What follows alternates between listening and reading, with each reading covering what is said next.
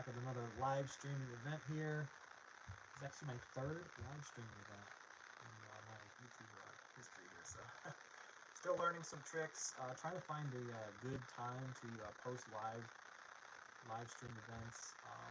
So trying some different times of the day.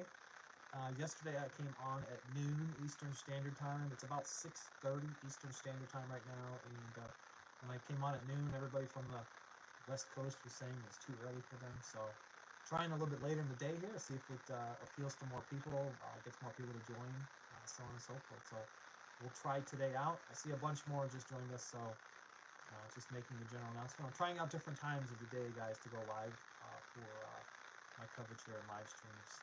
So if you guys are joining me from the West Coast, drop your shout outs. Sound is low. Let me try.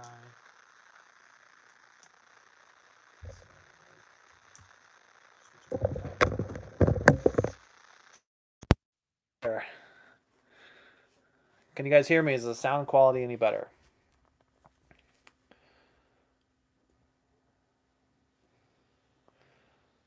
Sound quality, check, check. Better, better, better. All right, all right. Welcome back, everybody.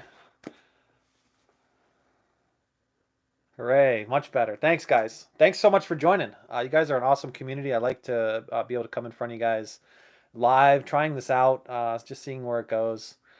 Yes, we'll have some EIDL updates inside of this. Yes, we'll be talking about passive income. We'll also talk about some national news. We're going to talk about some funding opportunities outside of EIDL. All right, some funding opportunities that maybe many of you have not even capitalized on. All right, these things came inside the CARES Act, the American Rescue Plan, and I know a lot of small business owners out there are not taking advantage of it. All right, so we're going to talk about a lot of opportunities today. We'll get into some national news, EIDL. We're also going to talk some passive investing. Hi from Tifton, Georgia. How you doing today? And I want you guys to take this time. I don't know if you guys enjoy and appreciate the live streams. It gives you guys more access to me, more access to the channel. But I want you guys to take the opportunity to bring some deals forward. Okay. I like to make money while I'm sleeping. I talk about that all the time. Earning money while I'm sleeping, finding, I wake up every morning and I find thousands of dollars just sitting in my bank accounts. And I want all of you to have that same experience. I want you guys to be able to bring some deals to the channel, and we could talk about the deals. We could talk about, Airbnb, short-term rental investing opportunities. If you guys are interested in turning on new streams of revenue, bring the deals to the channel during the live streams, and we'll analyze them together. All right, we did this yesterday. I thought it was a lot of fun. It was interesting to see that many of you tuned in just to talk about the deals. So that was awesome. So I am just setting a few settings here. So just bear with me one moment. We'll talk about EIDL here in just a moment.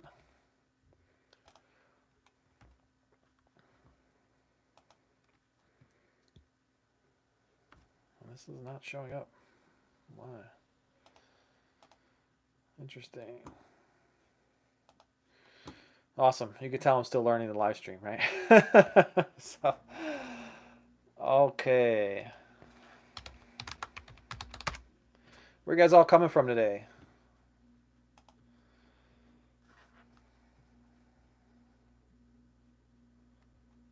Something went wrong with my chats.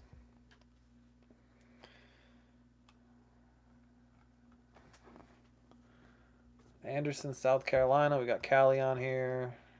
Awesome, awesome. All right, I want to start out. Today with some EIDL topics. All right, because I know a lot of you tune in for EIDL topics. And right now in national news, this week is going to be a very big week for EIDL because there's some concerns that the EIDL grants might be robbed from the program if they are found inside the new infrastructure plan. Currently, they are still found inside the infrastructure plan, okay? And that could rob approximately $28 to $29 billion from the grant program. This is for the targeted advance grants and the supplemental advance grants. So it's important to get yourself into the queue now before that happens. If you have not done so, if you have not gone out and set yourself on the path forward to apply for the EIDL program, that's the only way to get into the grant program as well. All right. So applying for the loans will bring the application forward if you are seeking the grants, the $10,000 plus the extra $5,000 for the first time. You have to be inside the loan program in order to get the application for the grants. It's the only way to get it done. Okay. Now, many of you who find yourself stuck, I talk to so many of you personally. You guys find me on Instagram. If you want to find me on Instagram, it's ASKBILDER. Many of you find me on Instagram and you'll post questions there around why you're stuck, how you're stuck. I love to hear from all you guys, but I'm finding a very common theme of everybody who's stuck waiting for something for their loans to be approved. And you may not recognize it right away. You may not recognize it right away because you've already been turned to the approval. So when you go into your portals, you see it says approved, but then you're still waiting and stuck in that funding process. Typically, that takes about a week. All right. So if you're stuck there longer than a week, more than likely something was missing. All right. And you could chalk it up to maybe a loan officer was missing a key piece of item and they approved you. They set you through the approval process, but there might have been one item that was missing. So it's important to go through the checklist to make sure that you've submitted all of your information. I'm finding that when I talk to individuals and we talk through what they might be missing, hazard insurance is something that many viewers are missing. Okay, hazard insurance is very important. If you're over $25,000 and you don't have your hazard insurance, I would not expect to be moved forward in the process. All right. The board resolutions also have to be on file if you're filing as an entity. And if your taxes are not submitted, your transcripts are a problem. So many of you will reach out to me and I'll ask, have you pulled your own 4506T to see if your taxes are processed through the IRS? And the response I get back is that they haven't even done their taxes for 2019. All right, so that seems to be a very common thing. Check your own taxes before you get into the process to find out if your taxes have even cleared through the IRS. But it is very important. December 31st, 2021 is the deadline to be filed. All right, and I want to announce a few things here. If you know you qualify for greater than $500,000, make sure that you also start the application process for the modification over $500,000. All right. And I'm saying this because many of you may already believe that you're already inside the queue for greater than $500,000, and you might have not received the blue button, but you're being processed for the first loan modification that came out, last April. If you do not trigger the loan modification process over $500,000, this is like a second modification, you're not technically in the queue for before December 31st of 2021. All right. So if you know that you do qualify for greater than $500,000, remember it's gross minus cost of goods sold times 2. It's like 2x of your gross number for the year. Okay. If you know that you qualify for greater than $500,000 and you did not initiate the process, make sure you do it before December 31st of 2021. Many of you do not have the blue button because you were already inside the first loan modification for greater than 125. All right. And so that loan modification is in process. It might have been in process somewhere, and therefore you didn't get the new blue button for greater than $500,000. What the SBA basically did is they took a look at everybody that was inside the application process already, and they formed this giant list of everybody that would qualify for greater than $500,000, and they set up the IT framework to give them that extra blue button. If that blue button isn't there, you need to be reaching out to the SBA to find a process to get you into that queue for the $500,000. Whether it's a written request, whether we ask for IT to open up the blue button for you to get you back into the loan modification process for greater than $500,000, whatever it takes, get them on the phone and get that initiated before December 31st of 2021. Now, if you're stuck in the recon process, remember you have several opportunities to be denied inside the recon process. So they could deny you, they could decline you a few times, and you could just keep substantiating with new information, bringing back the recon process. You go through it 3 times and have a 4th appeal before this process is completely over with. You have 6 months to get that filed after December 31st of 2021. 7 bullet points. All right, guys, I'm trying to read some of your comments here, some of your questions, and get them answered for you guys while we're going through this. I don't know why, but my comments aren't showing up here. Hi, chat. Let me refresh that.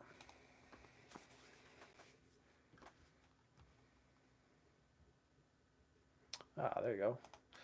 All right, I got your chats. All right, so if you guys have been stuck in recon for over a month, for almost a month, that's actually pretty standard right now, okay?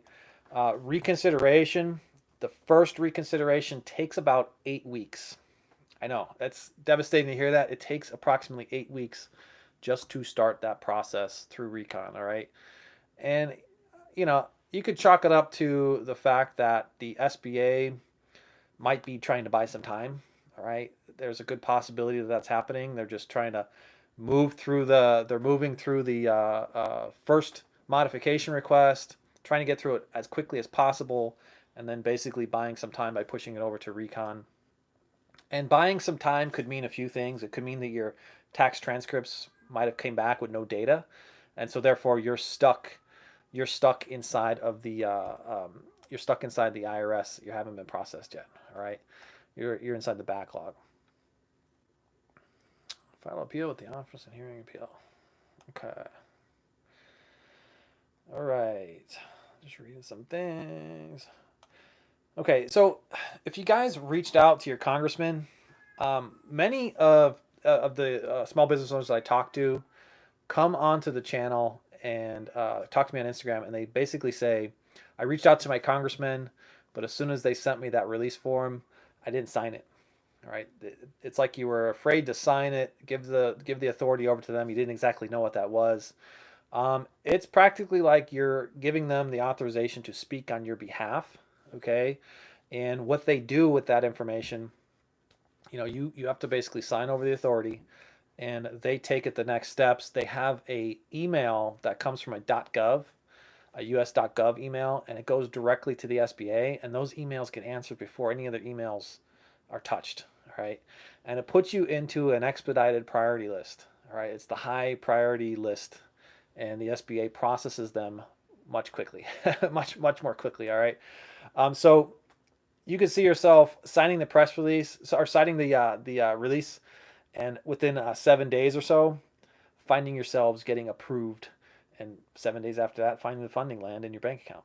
All right, it's actually that quick right now. Please file. Can you ask? If you are also stuck in the backlog, your senators, congressmen, and women can also help you get out of that process as well. They have the ability to reach into the IRS and move them along more quickly as well.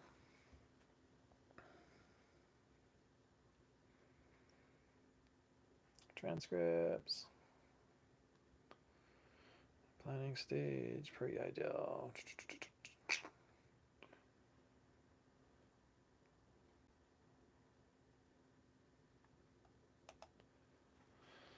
So there's the question. If you haven't filed your 2019 taxes yet, you won't get through this process. So the fact that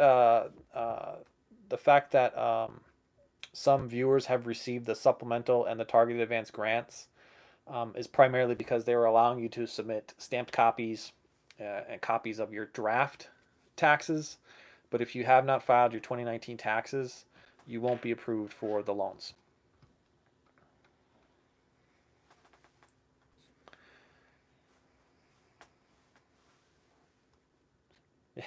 It's a very hot topic. You're right. You're right. All right, guys. I'm gonna jump into some of my notes here. So, what do you guys think? Do we like live videos? Live streaming?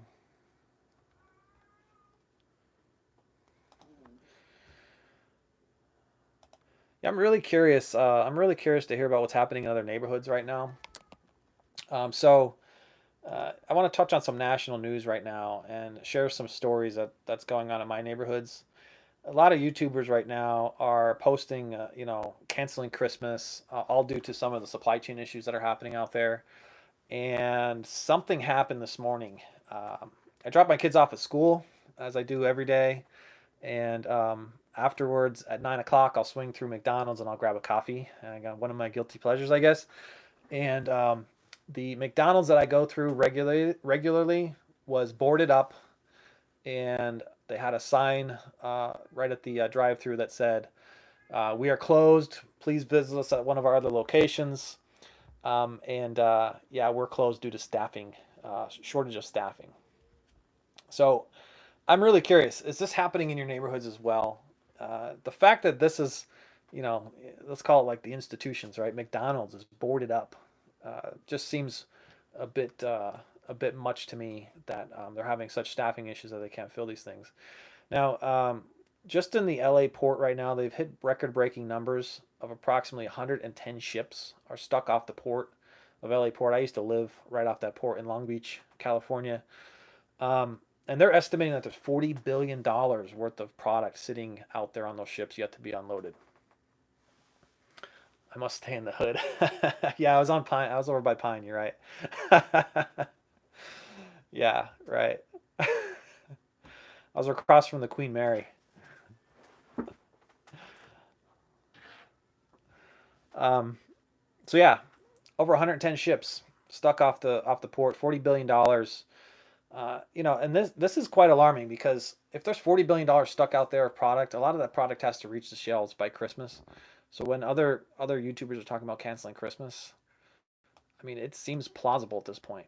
All right, inflation right now. I talk about delayed inflation on the channel, and right now Procter and Gamble has come out to announce that they will be finally rolling that delayed inflation off to all the consumers, off to the customers. All right.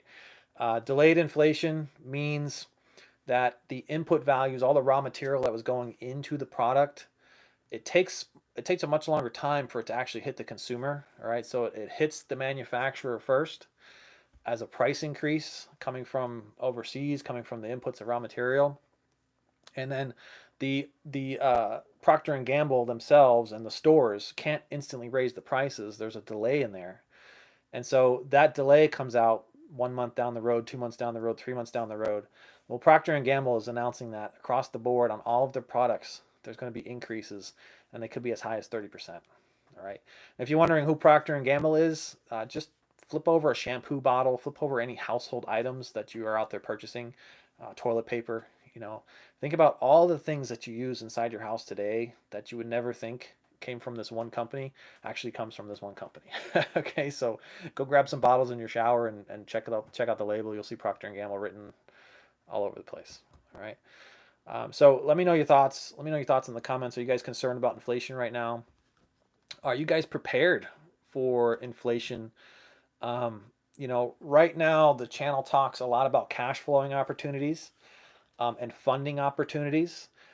Because so many out there truly need to find cash, right? You're actually finding yourselves in positions where, if you're on some kind of fixed budget, fixed incomes, or if you are still waiting on grants, or you're still waiting on your EIDL loans to support your small business, you got to consider what other funding opportunities are out there. All right.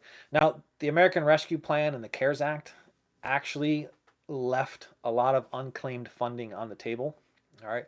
This is for small business owners who have companies with 1 or more employees, up to 500 employees. There are so many funding opportunities right now from the CARES Act and the American Rescue Plan that have yet to be claimed. All right. This is free money. This is free money. This is like in the form of a grant. It's basically like saying, we're going to pay you for keeping people employed all this time. So thank you for keeping everybody employed. And there are opportunities that you could be capitalizing on right now to grab additional funding. It doesn't matter if you receive PPP. It doesn't matter if you're applying for EIDL. If you have payroll, if you're paying individuals, you should be out there grabbing these funds as well. If you guys want to hear more about that, find me on Instagram, ASKBILDER, and I could set you up with some specialist that could help you work that process out. All right. A little dry. I don't know if you guys like these sparkling water, flavored sparkling water.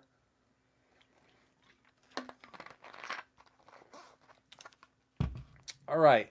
Some other cash flowing and other passive investing ideas. I mean, many of you guys reach out to me on the channel because you like to hear about Airbnb opportunities. But some of the things that prevent you from getting started, um, aside from just not knowing the overall strategy, is funding, right? Many of you are saying, well, I'm waiting for my grants to come through, or I'm waiting for, some type of funding opportunity. I don't have the startup funding to work this process. And I could tell you that there are so many opportunities out there for yourself to have funding, startup funding, that there really should be nothing stopping you guys. All right. I actually started my first Airbnb with a $50 bill. All right. It took a lot of negotiating to do that. It took a lot of hearing the word no. But I did find the opportunity with a $50 bill, and I started my first Airbnb. And from that point forward, I mean, it just kind of propelled me into knowing that things are possible. And, if you set your goals and have challenges that you want to overcome, anything's really possible as long as you keep driving towards that goal. And so there really should be nothing blocking you from getting out there and joining, passive investing and finding cash flow. And I'm telling you, over the next several months, you will need to find some kind of cash flowing machine that just keeps pumping income back to you guys. All right. So of course you can always check out my crash course. It will be found in the description. If you guys would like to, venture on this on your own, there's always strategies. You can join my Zoom calls. I have Zoom calls Tuesdays, Wednesdays, and Thursdays at 7 p.m. Eastern Standard Time and 8 p.m. Eastern Standard Time. And I teach, individuals like yourselves how to partner with me in my current B&B businesses. I mean, if you're out there seeking funding, there's some simple tasks, simple techniques that you could use, like self-directed 401ks. I don't know if you ever have used a self-directed 401k, but you can actually find your startup funding in a 401k to propel you inside the Airbnb world. Just some thoughts. All right. Still getting, let's see here. I'm getting a lot of questions. Lender liabilities.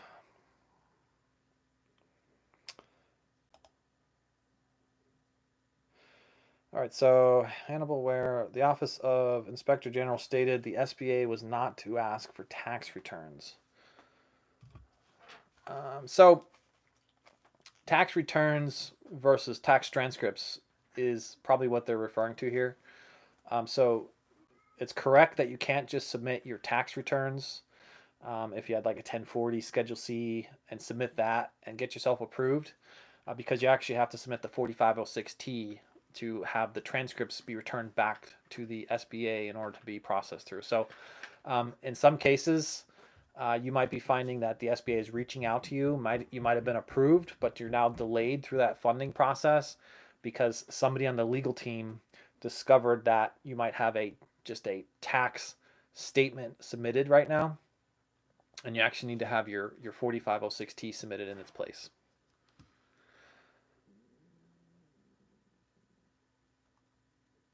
Do you have to upload your 2019 business tax returns? Yes. So 2019. So I'm going to assume Jonathan Trimble. I'm going to assume that this is for greater than $500,000, because you're saying the words business tax return. So you may notice that when you upload, so you may notice that when you upload some of the documents, it comes back as an error. And that is because you're uploading the wrong document. The automation is instantly looking at the document that you're submitting, and it's not the correct document.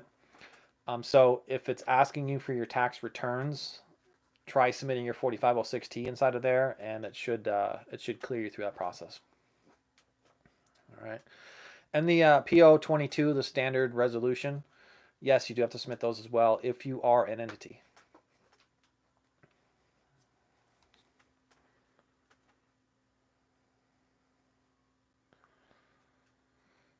Figure already greater than 200. So hazard insurance for about $1 million. I mean, it's going to vary. It's going to vary with what your risks are. So, you could look at some of these companies like Buy Burke, and I'm not sponsored by Buy Burke in any way, but they have set up insurance for EIDL purposes. And $1 million worth could be around $400 or $500 a year, give or take, which you could pay monthly.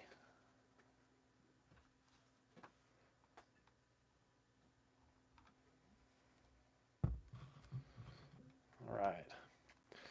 Is anybody out there from the Airbnb community?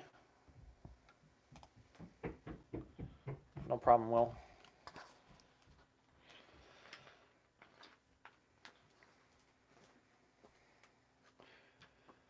Where do we go for that?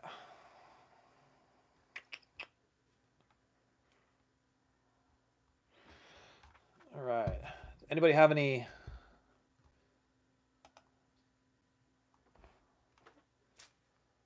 Sorry, guys. Is anybody out there in other states wanting to analyze some deals for short-term rentals? Call out your state.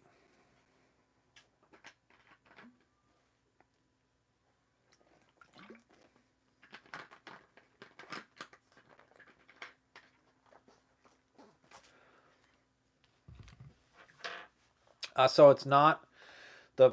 So I see what you're saying. All right. So P022 for greater than $500,000, they would send you a standard form. So you could go to the SBA's website, find those forms, but you also don't have to do that. You could also create your own board resolution, and it's basically saying that you've met with all of your partners and that you are the authorizing body to sign for the loans. Corporate leasing side of Airbnb. So why would you want to learn about the corporate leasing side of Airbnb? New York City.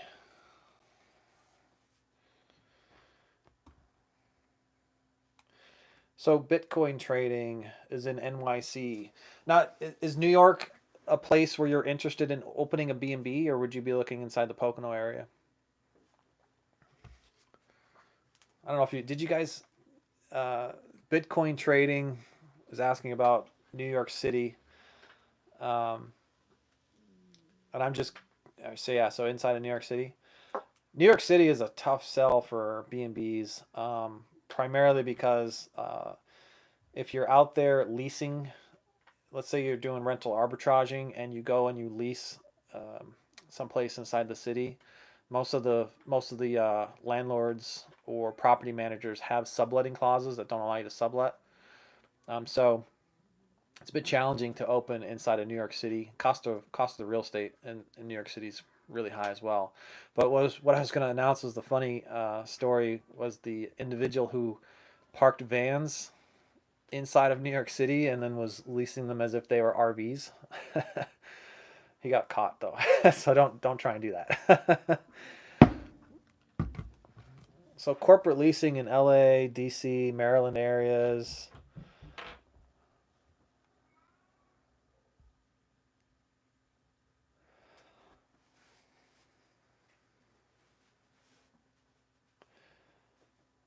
Due to the flexibility of not eating or owning a space. Yeah, I'm confused about. I guess I'm confused about why you would want corporate leasing though for an Airbnb. It seems like it's niched, right? So corporate leasing. I understand what corporate leasing is.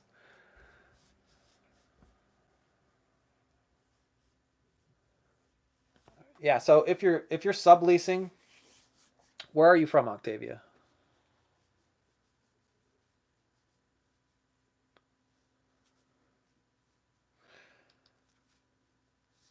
So you could get into the rental arbitraging model. I'll say that. Okay. So you could go out, find a landlord that's willing to allow you to sublease.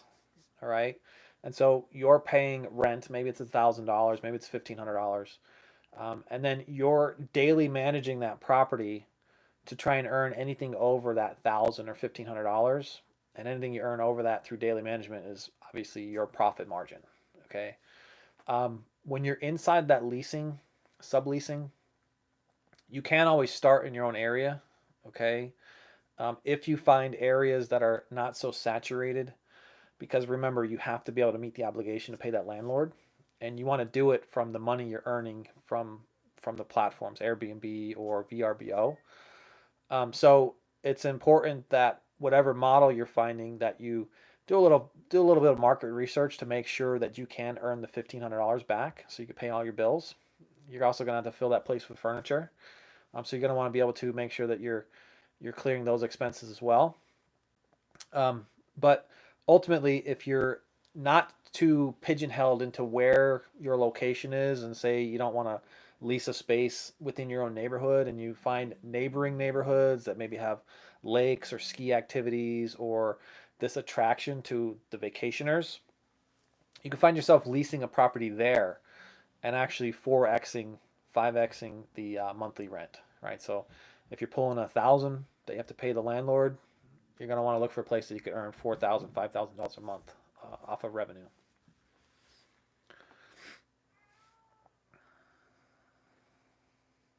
So Octavia, what state are you from?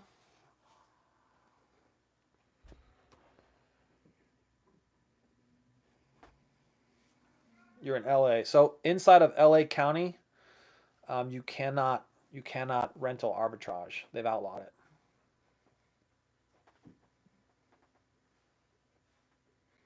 So subleasing in LA is outlawed.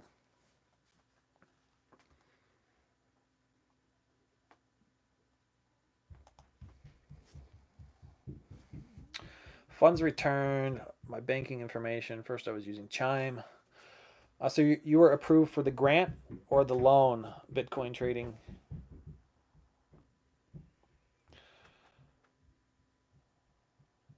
So I see there Bitcoin trading was approved on 8/27. Funds are returned because you used some type of Chime Bank. Um, yeah, I'm gonna just make an assumption here that it was the grant or the supplemental grant. So if you're using an app bank or a Chime Bank account, your funds will be rejected. Now it's taken this community approximately 20 weeks for the funds to be returned back. Okay. Keep saying funded inside of your portal. Right. So which portion is funded? Is it your grant that's funded, or is it your loan modification that's funded? So it takes approximately 20 weeks if you're stuck in that process. Have you gone through the bank returns process? You have to send the email to the SBA. Here, I'll put an email link in here for you.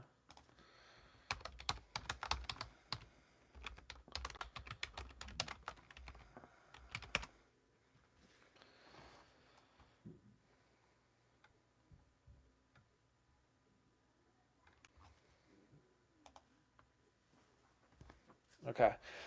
So if you did that in 8/27, we're in 10/27, you should be clearing it within the next 2 weeks or so. So it's only been about 8 weeks. Oh, sorry, you need it's like another 12 weeks. So it takes about 20 weeks total for it to clear. Basically, the money has to get returned back to the SBA, and then they reset your application process. Have you reached out to for any congressional support on this? So if you reach out for congressional support, they can narrow that. They can narrow that down, and get this moving for you much faster. So you're considering properties in DC, Maryland, and Virginia, and more. So I'm trying this out, Miguel. Yesterday I did Eastern Standard Time at noon for my lives, and now I'm trying to do an evening one because West Coast yesterday couldn't catch me live. So you guys let me know, what do you prefer? Would you prefer me at noon Eastern Standard Time, or would you prefer me in the evenings?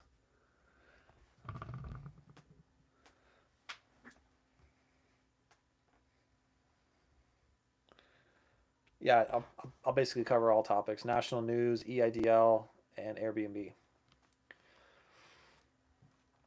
All right, let's have a little fun. Let's go. We're gonna go do some research here on Airbnb properties. All right, so I had the question come up.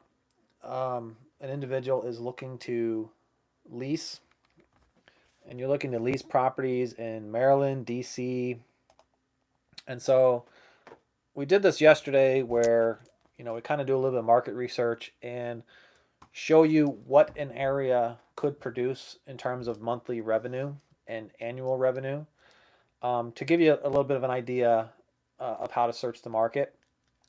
Because when you think in your mind, you're thinking, I want to open a place in Washington, D.C., you might think, wow, that should be pretty awesome, should be pretty profitable. But you'll actually find that if you're inside of saturated areas, the price of your door goes down, right? So if you can imagine, if there's 1,000 places that you could go rent an Airbnb and you only have 700 customers, well, you're going to have to bring down the cost of your nightly door and be very competitive against everybody else inside the neighborhood in order to fill that for the full occupancy for 30 days, right? And you want to have nightly 30 days, right? So I tend to find areas that are not saturated. I look for 300 or fewer Airbnbs that are also found in the area.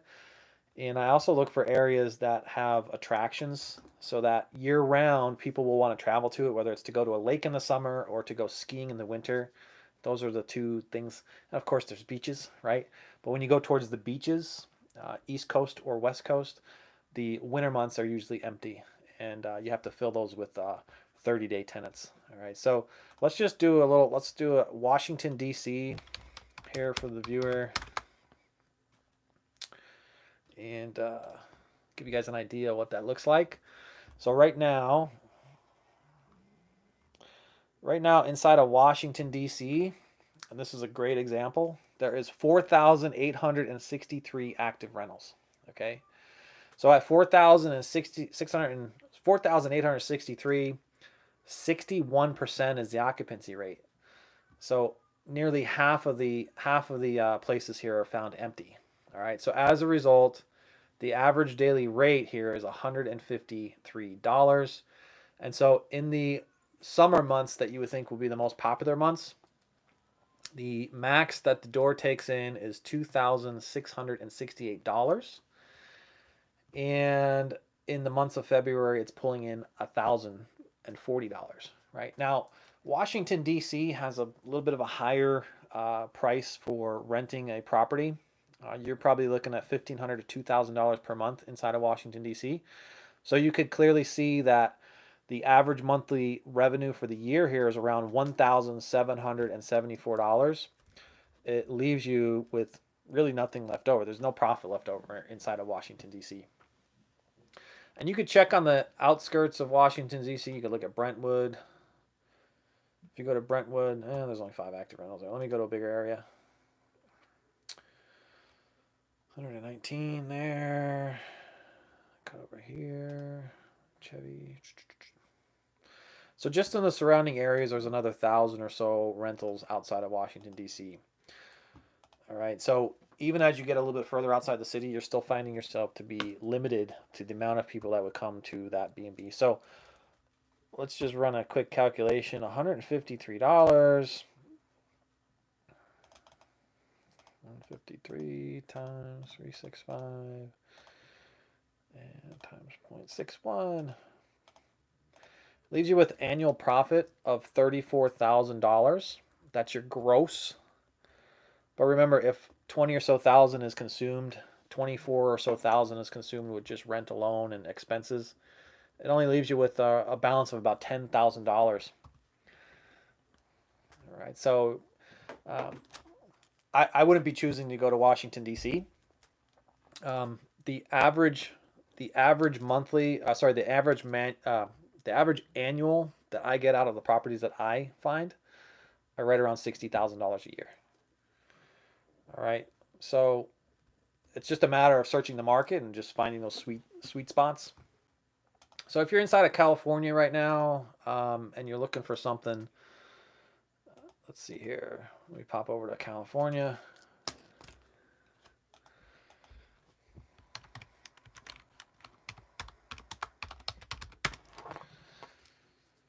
All right, so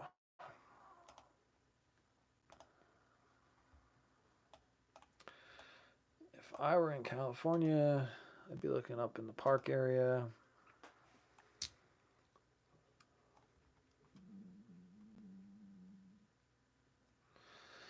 All right, so if you were to look up in the mountains where there's some cabin opportunities, that's a fairly decent market right now. But even your annual there looks to be about $47,000, leaving you with about 30 or so $1,000 remaining. So it's a little bit better than Washington D.C. But you should be actually searching for areas that are near ski resorts.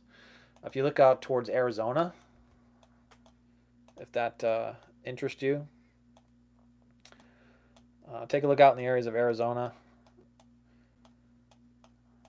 You know, like Scottsdale, so on and so forth. So you guys like the evenings better?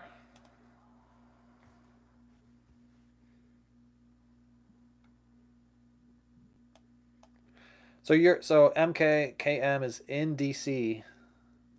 What is the average rent right now in DC?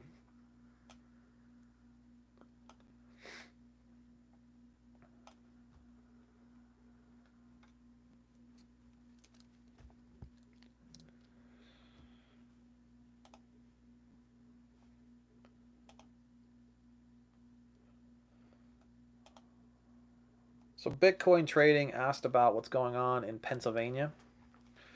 So if you look inside the Pocono area, no problem, Jonathan. If you look inside of the Pocono area, you'll find opportunities there. So I shared this story with somebody earlier today. What's going on with real estate right now? How about in Philly? Fishkill in Philly is a good spot.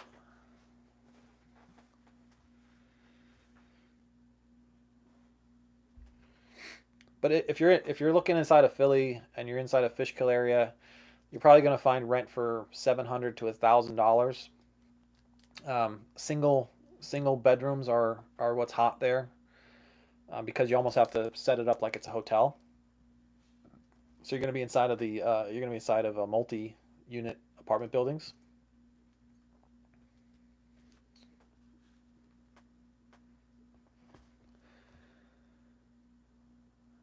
So can you make a video on a single member LLC spending the money in with examples, detailed explanations? So Miguel, make a video on how exactly a single member LLC can spend the money with examples and explanations. So you want to know what eligible expenses are for EIDL? Is this for the loans?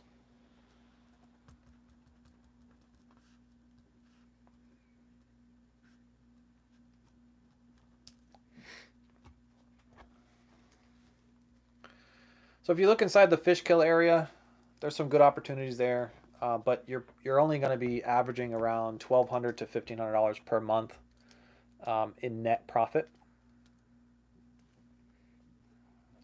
Okay. So Miguel, I did a video on that. Um, I will post it inside the I'll post it inside the comments or inside the description here later. Just amended the 2019 turns electronically.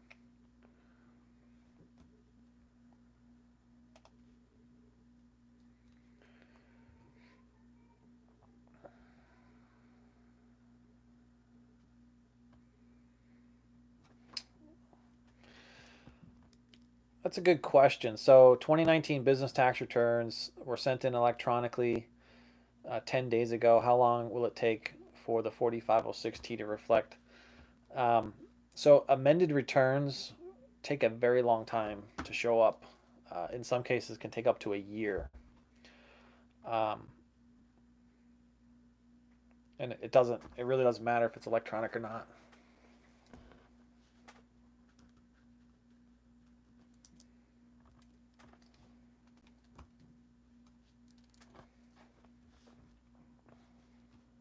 All right, guys. So I was sharing the story here just a few minutes ago about what's happening inside of real estate. I want to talk about what's happening right now for everybody out there trying to purchase these homes that are 20, 30% over the market price, over the market value. Because what is wild here is that even though the bank pre-qualifies you for that 20 or 30% over as a pre-qualification, the house itself is not appraising for that 20 or 30% over. Okay. So back in 2008, obviously there was the big Lehman Brothers incident, where many of these houses were sold for above market value. It was a feeding frenzy, right? Anybody could go out and buy a house.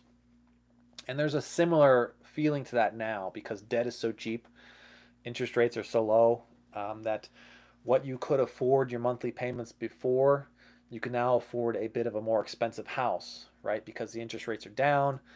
If you had a $2,000 payment that could have bought you a $200,000 house in the past, maybe can now buy you a $250,000 house today, right? And so what is happening in 2008?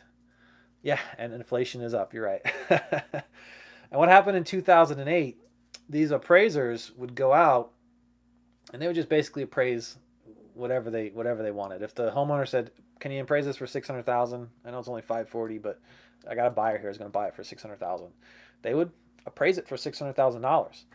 Well, there were some pretty stiff lawsuits that came out just after that, in the next consecutive years. That now these appraisers are no longer doing that. Okay, and so when you go to buy a house today, you might find the house hits the market. It's $250,000. You got your pre-qualification. You're all ready to go, and you approach that homeowner or that realtor, and they're dropping you with a little bit of a disclaimer as you walk in the door. They're saying, "Oh yeah, the price is 250, but it won't appraise for 250." They'll let you know that right up front. Okay, what they're actually telling you, it's a little hidden, right? They're saying that you have to come up with a much higher down payment in order to get the bank funding. All right. Now they don't tell you that right away, because when you're buying the house, you could actually buy it with as little as 3.5% down. Some people are getting it with 10% down. Some people are getting it with 5% down. So you might have a small chunk of change set aside to go buy a house. You're pre-qualified for $250,000, $300,000, whatever it is, and maybe you have $30,000. That's all you have to spend to go out and buy this house. Well, when you get the contract signed, you're moving forward in the bank processing portion of it, and the appraiser comes forward and they say, "Well, this house is for sale for $300,000. You're under contract for $300,000. It's only appraising for $250,000." All right. So unless you're willing to raise your down payment, the appraiser will not allow the bank to fund that property. And so you go through this process for 30 days and you finally get to the end of it where you think you're going to sign and close, to find out that the property, if you don't bring more money to the table, you're going to lose that deal. All right. That's happening all over the place right now. All right. So a little bit of advice that I've given some individuals. Right now, there are a lot of owner financing properties going up for sale that you don't necessarily need the bank to fund you on these owner finance properties. All right. You may not even know that it's an owner finance property, or the owner may not even know that they want to owner finance it. Okay. You're going to have to negotiate through this a little bit. But ultimately, you can buy an owner finance house today by starting in Zillow. Okay. If you go out to Zillow, you could turn on the filter that basically says it's not being sold by a realtor, it's being sold by the homeowner. So the homeowner listed the property on Zillow. And you're going to want to ask a few questions, kind of qualifying questions to that owner while they're showing you the house. Find out if they own it outright. They may tell you, they may not tell you. If you find that maybe they might be entering into the retirement, or maybe they might be moving, some event in their life is triggering them to sell that house. Find out if they own it outright. Okay. And if they do own it outright, see if they would agree to not only getting their full asking price, and not only getting a substantial down payment that you're willing to bring, 10% possibly, they might be willing to finance you on this property for, say, 6% or so, a little bit higher than prime. And ultimately, instead of making only $300,000 on the house, they can get a monthly payment from you of, say, $2,000 a month. And ultimately sell that house for much higher than what it was actually appraised for, what it actually would have been appraised for. I'm finding that helps many individuals right now that are trying to buy their homes for the first time, and they may not have the best credit scores in place, or they may not be able to come up with a higher down payment. And if you go through the process of finding these owner finance properties, you might find yourself moving your family into that home as well. So try it out. You can find me on Instagram if you have any questions about stuff like that. AskBilder, and let's talk about it. That also works for things like opening Airbnbs. All right, you can find owner finance properties to open Airbnbs as well. What if you're not a W-2 worker and you're a single member LLC? So if you're not a W-2 worker and are you a single member LLC for at least 2 years? So if you're trying to finance a property as a single member LLC for less than 2 years, it's very challenging.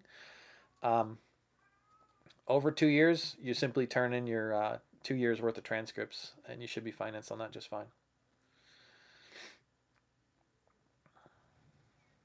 But again, you can also try finding owner finance deals as well. So remember, when you're in the Airbnb space, many people will assess a rental property. Let's call it a single family rental property. It's only got one unit, all right? If you're just renting that traditionally through a 30-day monthly lease, right, for a year, you might be only charging $1,000, and $12,000 for the year is going to be your gross.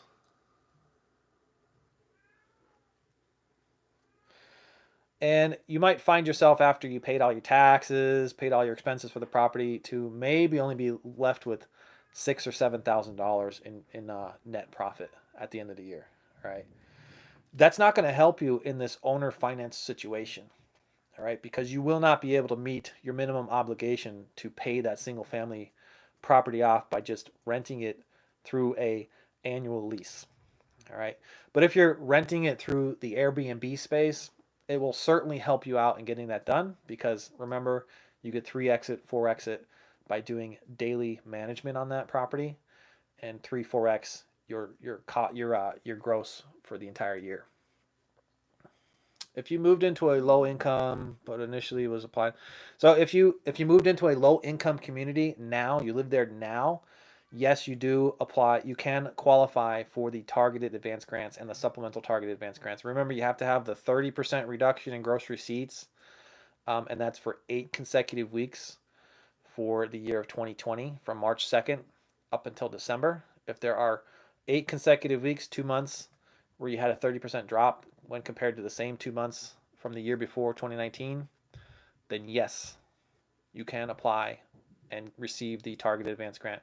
If you didn't receive the application for that, just email at the SBA or call the customer service at the SBA and ask them to send you an application. The deadline for that is December 31st of 2021.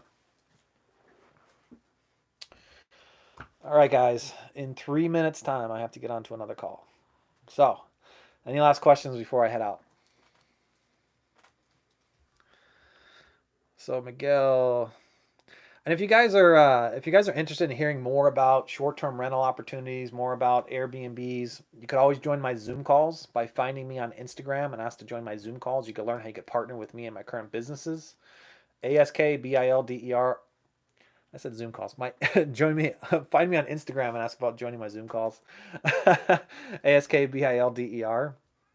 And if you want to do this on your own, of course, go to the description and check out my crash course, where you can get into the real estate game with as little as $50 cash flow in 3 business days through Airbnb, earning an extra $5,000 to $10,000 each and every month. You don't have to own the real estate. You don't have to be a fancy realtor. You don't have to have a high credit score to do this. And cash flow through Airbnb. It's that quick to cash flow through Airbnb, because the minute somebody checks into your house, you get paid on the very next day. Will there be more grant funds for rural areas? These areas are low income. Yeah, so that's a tough one, right? So the rural areas, because of some of the farms in those areas are so high, they take on so much revenue throughout the year for the farming and agricultural. It actually brings up your low income community. So even though you live inside of a low income community and you might have a low population, the farms in the agricultural areas raise you out of the qualifications. What is the EIDL collateral process actually like for loans over $1 million? So over $1 million, so anything over $500,000 does require collateral. It doesn't necessarily have to be real estate collateral, as long as you have some way of substantiating that you have enough collateral. It could be in form of cash, it could be in the form of investments, it could be in the form of, stocks, bonds, whatever you have. As long as you could cover that $1 million, you are set. If you have no collateral, so if you have no collateral and it's over 25K up to $500,000, there is a good chance that you will get yourself funded. If it's over $500,000, there is a poor chance that you'll get yourself funded. So $500,000 seems to be that teetering point. All right. And when you get over the $500,000, they are requesting the collateral. All right. They want to see it. They want to know that you have it. Anything under the $500,000, they just want to know that you can make the payments. That's pretty much where it's at. All right. All right, guys, that's going to do it for today. I wish you guys all the best. Thank you so much for tuning in for another live stream. And if you guys would like to see me more in the evenings, leave a comment. All right. Drop a comment in there. Don't forget to like and subscribe to the channel. Join us daily for your updates. All right. Thank you guys so much for all of your tuning in. I'll see you guys on the next one. Bye for now.